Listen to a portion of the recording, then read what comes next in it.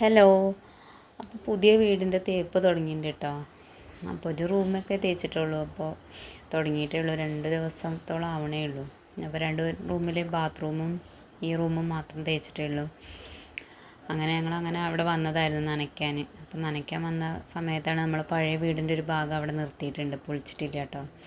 അപ്പോൾ അതിന് നമ്മൾ ഒരുപാട് സാധനങ്ങളൊക്കെ അവിടെ വെച്ചിട്ടുണ്ട്, അത് കാരണമാണ് പൊളിക്കാത്തത്. അപ്പോൾ ഇനി അപ്പുറത്തെ തേപ്പ് കഴിഞ്ഞതിന് ശേഷം പൊളിക്കാമെന്ന് വെച്ചിട്ട് അപ്പോൾ വന്ന് നോക്കുമ്പോഴാണ് ഒരുപാട് ആൾക്കാർ അവിടെ വന്ന് കൂടിയതാട്ടോ. എന്താ വെച്ചാൽ ഇവിടെ വന്നിട്ടാണ്, ഇവിടെ ആൾ താമസമൊന്നും ഇല്ലാത്ത കാരണം ഇവിടെ വന്ന് പ്രസവിച്ചതാണ് ഇവരുടെ അമ്മപ്പട്ടി. അങ്ങനെ ഒരുപാട് ആൾക്കാരുണ്ട്, 10-11 ആൾക്കാരുണ്ടായിരുന്നു കേട്ടോ അവിടെ. അങ്ങനെ ഞാനത് അവർക്ക് കുറച്ച് വെള്ളം അവിടെ വെച്ച് കൊടുത്തു.